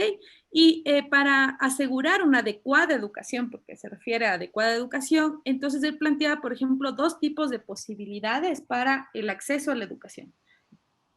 La una era que tengamos, ¿no es cierto?, dos tipos de escuela, ¿no es cierto?, colegios, una escuela de hombres y una de mujeres. O la segunda es que sean aulas separadas entre hombres y mujeres.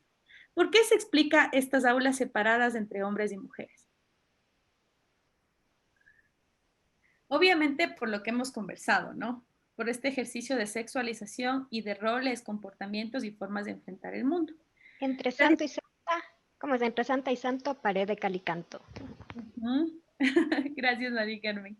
Entonces, mira, el asunto es que además, por ejemplo, cuando eran aulas separadas entre hombres y mujeres, también aquí surge la participación de lo que plantearían como la mujer honesta, ¿no? Esta mujer honesta que acompañaba muchas veces al docente al interior del aula para verificar que cuando se haga el ejercicio de educación se reproduzcan los valores católicos y también patriarcales, ¿ok?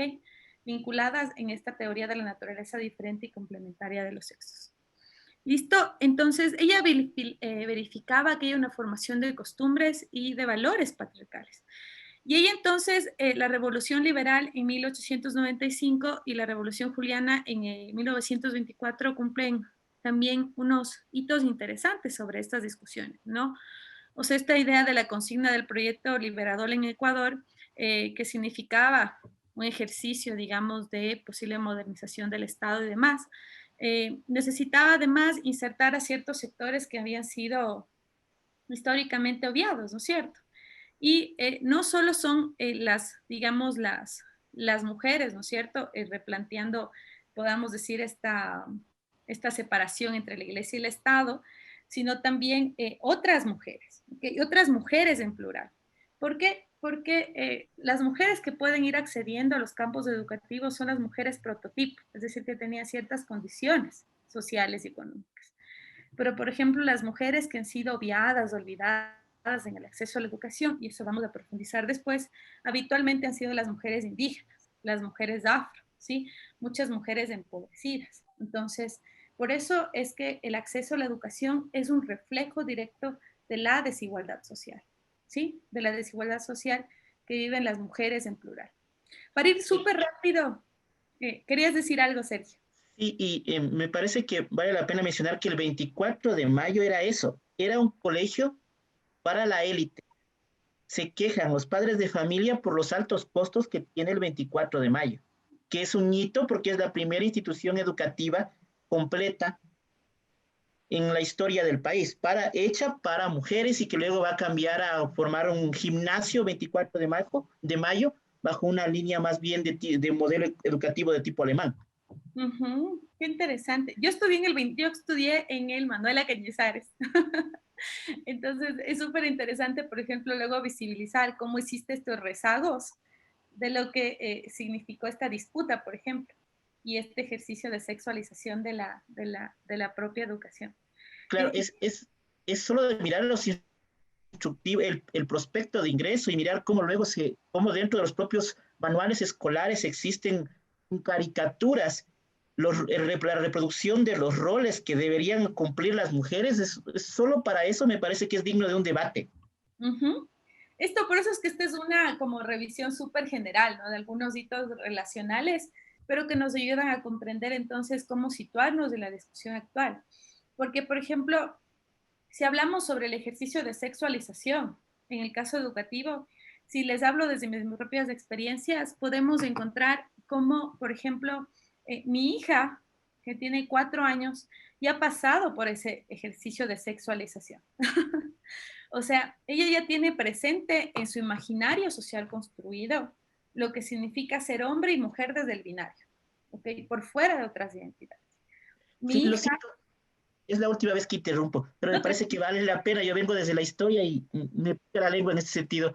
Pero me parece que es importante también hacer referencia a lo que dice Ana María Getchell sobre las publicaciones, sobre las revistas que se hacían sobre la cuestión femenina. Es decir, había un tipo de publicación, unas revistas que hablaban de la mujer correcta, de la mujer ejemplar. O sea, me parece que es un salto a la mujer mariana, al concepto de la mujer mariana, a la mujer vista como María, como la madre de Dios, a una nueva mujer, a la mujer liberal, que se va a reproducir frente a en la literatura y también en un grupo de maestras que son muy importantes en la primera mitad del siglo XX. No, es totalmente cierto, ¿no? Es totalmente cierto. Y creo que esta autora, como tú dices, Ana María, es importante porque te ayuda a visibilizar eso. Y si podríamos profundizar sobre estos y otros textos, entonces nos damos cuenta cómo algunos discursos van cambiando, pero cómo finalmente la incidencia de los roles siguen o no presentes en los imaginarios construidos alrededor de los contextos educativos, inclusive en la actualidad. ¿Okay? Entonces, por ejemplo, yo tuve una experiencia de mi educación formal en un colegio que se entendía era normal porque digamos, formaba profesoras y luego ya es público, ¿no es cierto? Y cuando entré era mixto hace 2 años, entonces había pocos hombres y casi todas éramos mujeres. Y entonces había un ejercicio claro de qué es ser mujer.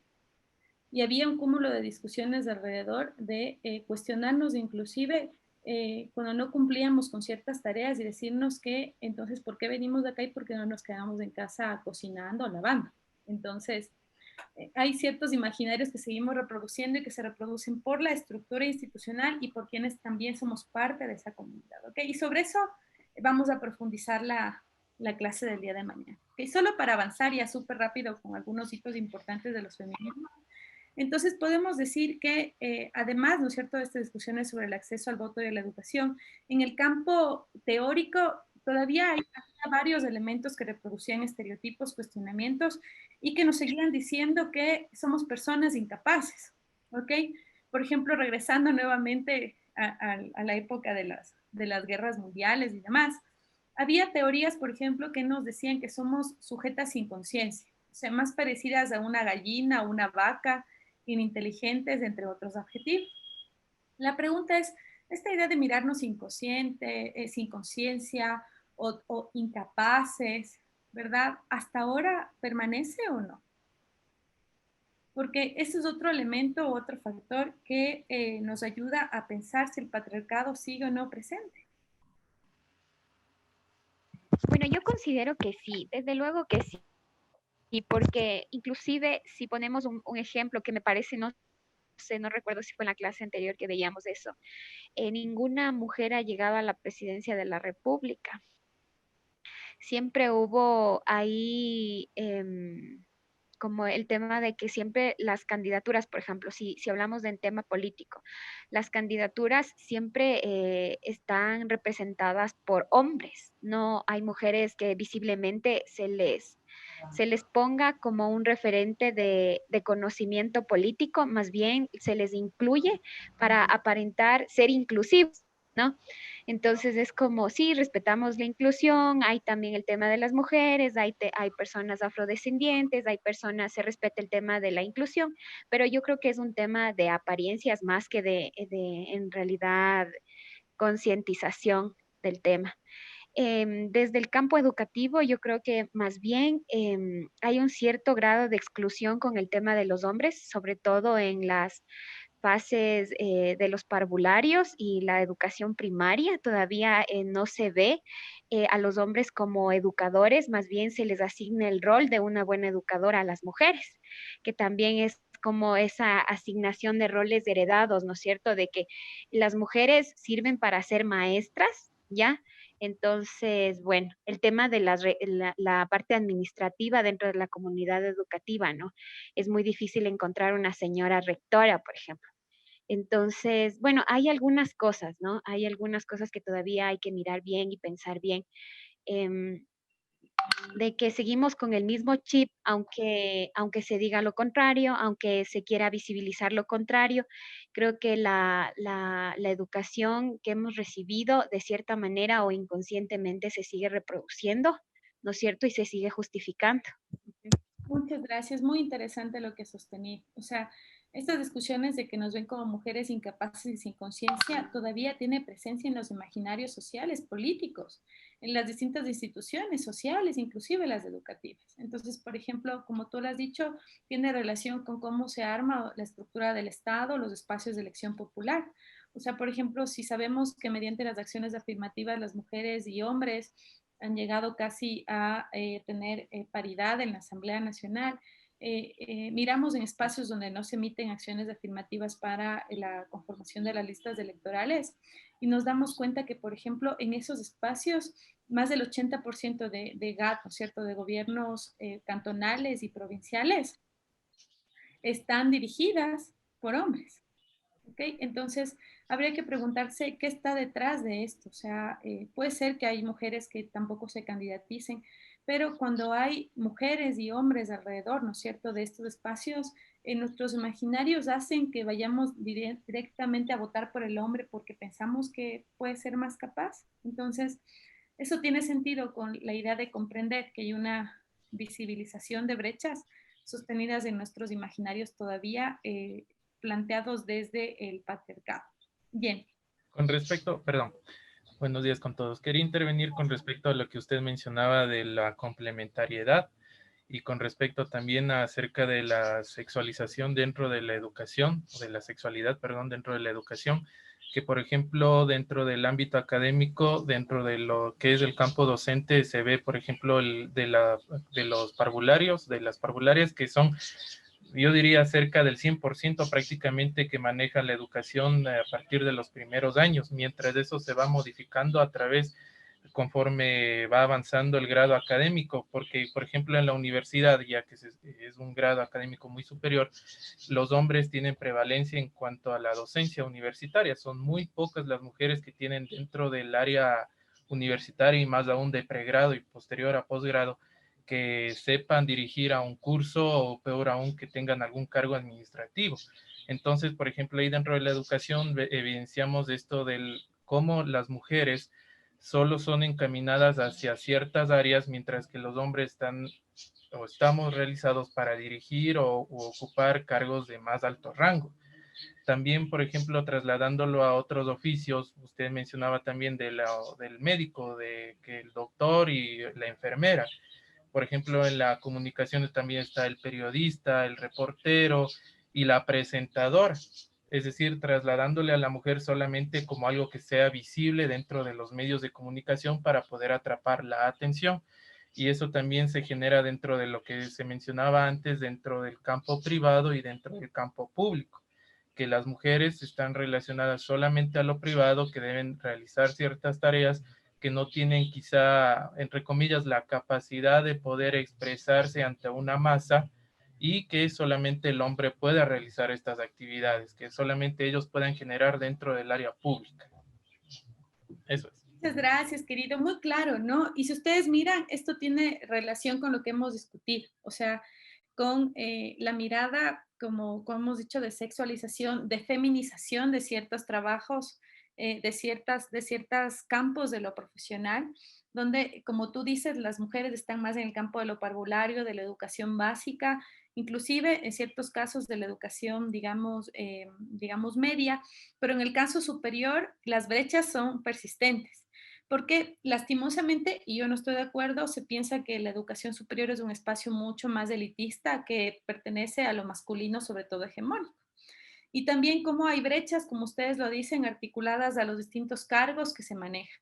Entonces, por ejemplo, tiene que ver con quiénes son las que dirigen los espacios educativos. Por ejemplo, en el caso universitario, son muy pocas las mujeres que son rectoras de las universidades, ¿verdad? O que están en espacios de autoridad académica. Entonces, ahí vemos que hay todavía un ejercicio de jerarquización de las profesiones y también de sexualización, digamos, de feminizar o masculinizar ciertos espacios. Algo quería plantear, perdón, es que no se te ve el nombre. Y como nos conocemos solo hoy, lastimosamente no sé cómo se llaman todos y todas. A ver, ¿quién está alzando la mano? ¿Quién está alzando la mano?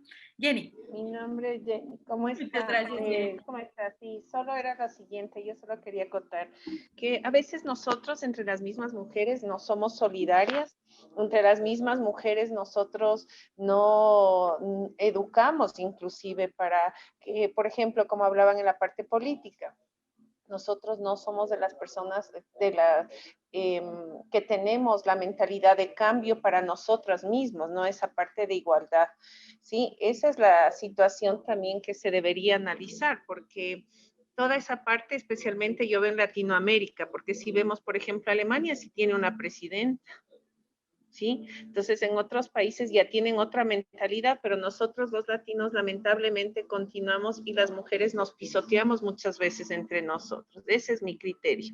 Muchas gracias, Jenny. Es algo que hay que poner también sobre la mesa, ¿no? Como finalmente todos somos productos de un proceso patriarcal. Y entonces, como todas muchas veces reproducimos ese sistema patriarcal en nuestras relaciones sociales. ¿Ok? Eso también es importante. Querida Diana.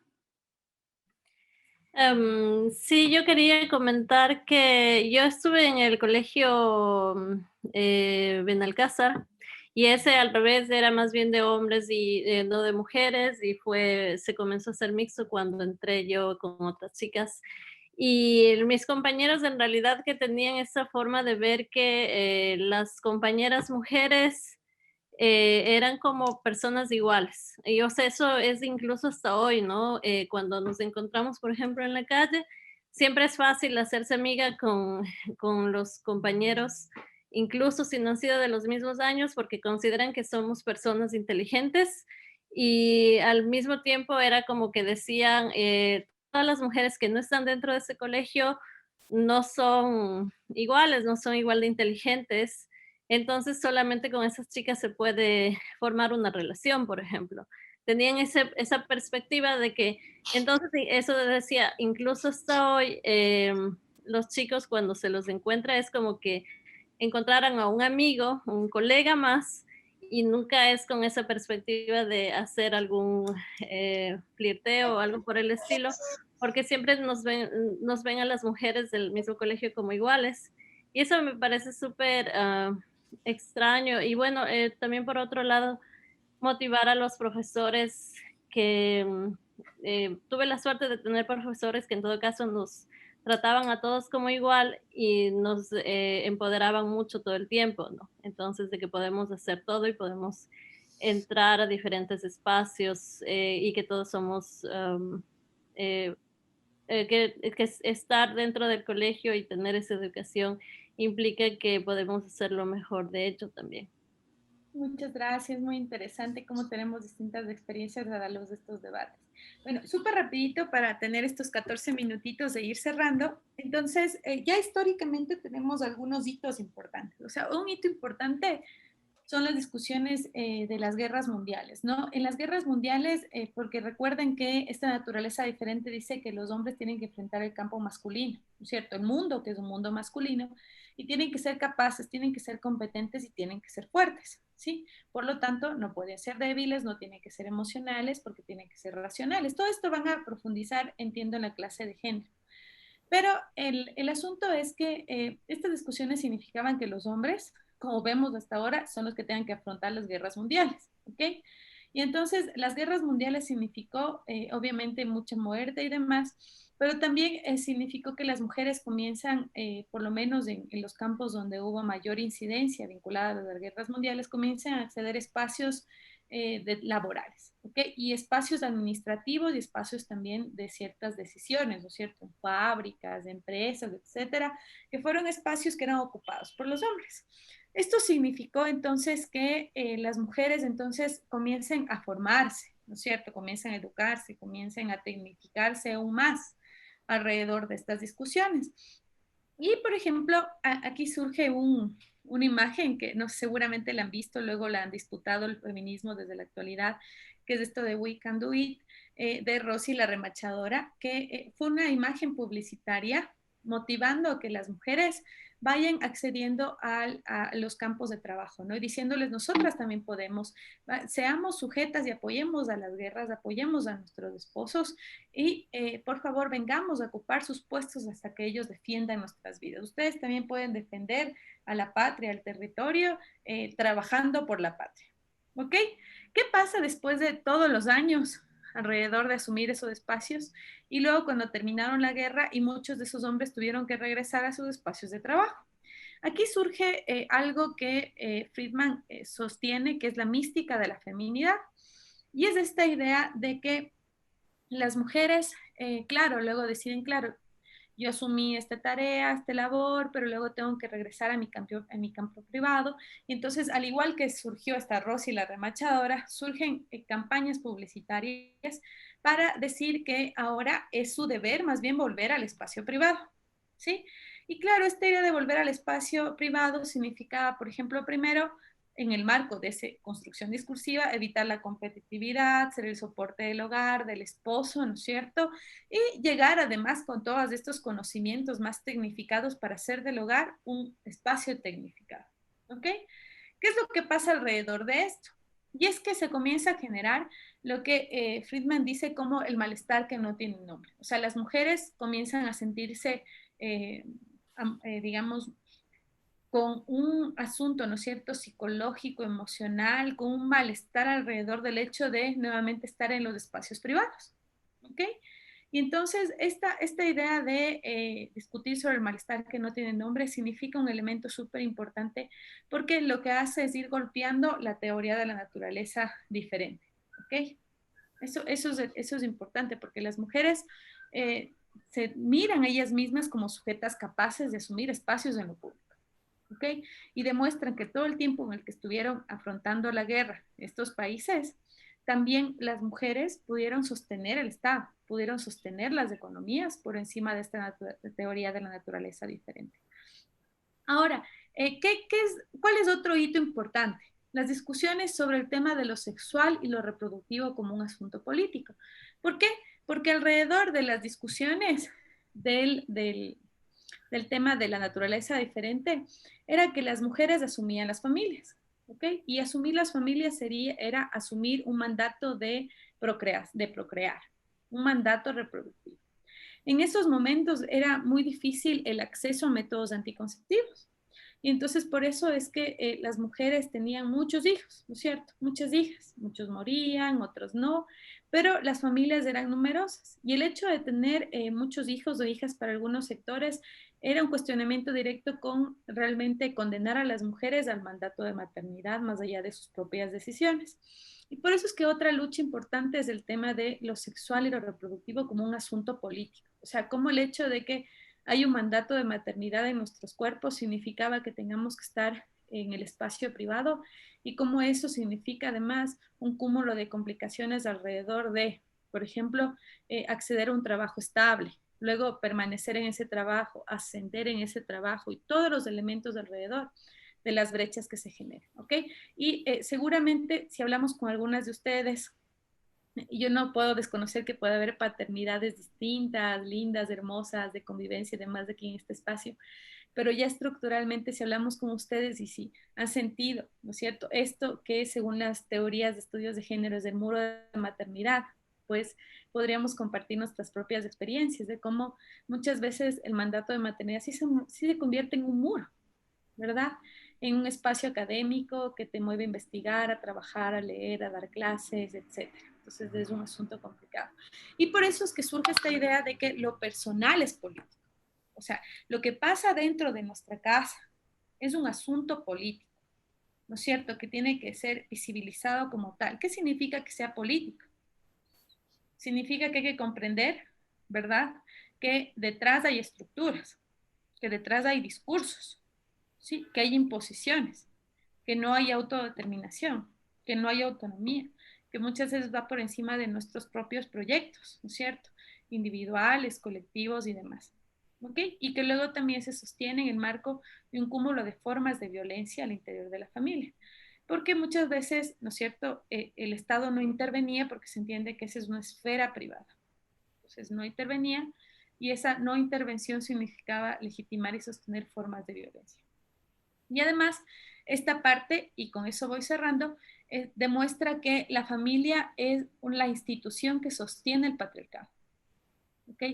¿Por qué? Porque todos los actos alrededor, desde que nacemos, la forma en que tratamos a nuestros integrantes del núcleo de nuestras familias, tienen sentido en este ejercicio de reproducir roles, reproducir estereotipos, ¿no es cierto? Formas de estar y estar en el mundo desde esta naturaleza diferente, de lo que es lo femenino, de lo que es lo masculino y de lo que es ser hombre y de lo que es ser mujer. Esto dio sentido a varias contribuciones en el campo teórico y es lo que diríamos son varios de los cimientos de lo que sería el género. ¿Ok? Aquí hay algunas contribuciones interesantes. Por ejemplo, hay algunos rastreos que dicen que ya desde 1640 una dramaturga hablaba sobre el hecho de que detrás del hecho de ser mujer hay imposiciones y discursos, pero desde los estudios de género se le suele otorgar con fuerza el reconocimiento de las discusiones de lo que es el género a Simone de Beauvoir. ¿Ok? Entonces, Simone de Beauvoir es una gran académica, ¿ok?, que estudia y cuestiona cómo a las mujeres se nos ve como sujetas de segunda clase, ¿ok? Cómo a pesar de que las mujeres son las que sostienen, ¿no es cierto?, a las familias, a las economías, muchas veces en el espacio privado y público, por ejemplo, cuando hablamos de mujeres afroindígenas, cómo a pesar de eso nos ven como mujeres de segunda clase y cómo no se visibiliza que hay nuestras luchas, ¿verdad?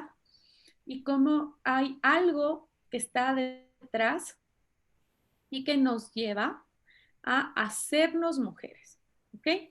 Entonces, esto es un hito fundamental para el género. ¿Por qué? Porque ella dice, la mujer no nace si no se hace, ¿ok?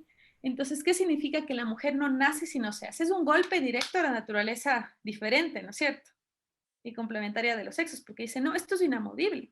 Y en cambio lo que dice Beauvoir es, no es inamovible, porque estas son construcciones culturales y contextuales en un tiempo y un espacio específico de lo que debe ser una mujer. Y lo que nos lleva entonces a las mujeres, ¿no es cierto?, que se nos asigna un sexo, ¿no es cierto?, de hembra al nacer, es llevarnos conforme esta construcción cultural que se da en distintas instituciones sociales, la familia, la educación formal, el trabajo y demás, es a que nos convirtamos en mujer. ¿Ok? Y lo mismo sucede en el caso, por ejemplo, de los hombres. ¿Ok? Entonces, los hombres no nacen, sino se hacen. Tienen que convertirse en hombres. ¿ok? Y entonces hay un cúmulo de ritualidades, actos performativos que nos llevan a convertirnos en mujeres y a convertirnos en hombres. ¿Qué pasa cuando hacemos este ejercicio de convertirnos en mujeres y convertirnos en hombres? Pues se nos impone comportamientos y por encima de esta construcción binaria, ya vamos cerrando, ¿ya? Por encima de esta construcción binaria hay otras formas de ser y estar en el mundo. Y cuando uno tiene una forma de ser y estar distinta en el mundo, ¿qué sucede? Hay distintas formas de discriminación y control, ¿verdad? ¿Y por qué discriminación y control? Porque hay una forma de ser mujer, hay una forma de ser hombre, ¿ok? Marcada por el sistema sexo-género. Cuando vamos por fuera de eso, ¿no es cierto? Que es un asunto legítimo marcado por nuestro derecho a la identidad, se activan formas de control. Control social, control jurídico, control desde las distintas instituciones, entre ellas las instituciones educativas, ¿ok? Nos quedamos ahí hasta ahora. Por cuestión de tiempo, la próxima clase vamos a ir cerrando el tema de los feminismos y pues quisiera que discutamos también el día de mañana sobre algunos elementos o insumos de las pedagogías críticas, entre ellas las feministas ya al campo educativo específicamente y a cómo se puede mirar el campo educativo como un espacio patriarcal y algunos posibles escenarios para ir replanteando estas consideraciones. Recuerden que esta es una mirada aproximada porque luego ustedes van a profundizar ya en las siguientes clases sobre el campo educativo. Entiendo que las prácticas educativas y otros elementos ya en el campo inclusive pedagógico. ¿Listo? Entonces, hoy creo que había muchos comentarios, pero bueno, todos ellos un poco articulados a lo que hemos ido planteando, ¿no es cierto? Joa, ¿estás por ahí?